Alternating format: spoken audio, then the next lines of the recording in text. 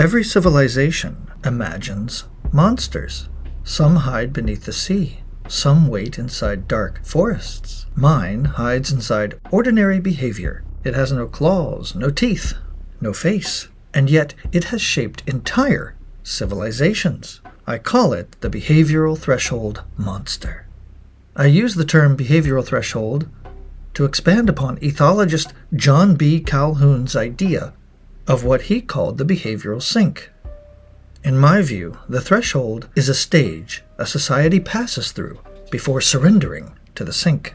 It is not the collapse itself, but the accumulation of subtle changes that make collapse increasingly likely. The behavioral threshold is the point at which a significant portion of society begins accepting patterns of behavior, norms, or conditions that were once considered unthinkable. It marks the moment when isolated events begin to form a pattern.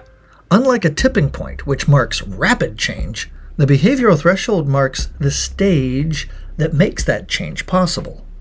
Now for the beast. The behavioral threshold monster is the personification of that otherwise invisible process. The monster never attacks all at once. It leaves footprints, a headline here, a cultural trend there, a new technology replacing a human interaction. A behavior once considered exceptional becomes routine. Each event by itself may seem insignificant. Together, however, they reveal a society approaching a new behavioral state. Calhoun observed something remarkably similar in his famous mouse colonies, long before total societal breakdown in those colonies occurred. For example, the beautiful ones gradually withdrew from social life, and mothers increasingly neglected their young. These were some of the early signals that the colony had entered a new behavioral state, from which recovery became increasingly difficult. For those with eyes to see, those footprints appear everywhere, in headlines, entertainment, technology, advertising, and the ordinary routines of everyday life. The question is not whether you can find them. The question is whether you still recognize them before they begin to feel normal.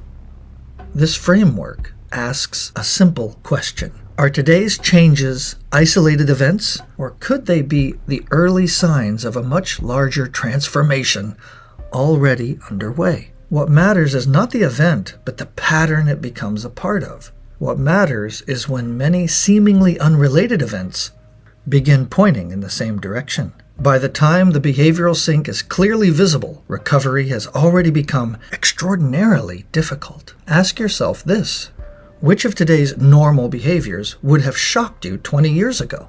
How many of them have you accepted without ever noticing that you accepted them? When did adaptation stop being survival and become identity? People increasingly withdraw from social life. Communities lose the places where neighbors once met naturally. Human interaction gives way to automated systems. Algorithms increasingly shape relationships and decisions. Digital substitutes replace genuine community. Efficiency begins to replace empathy.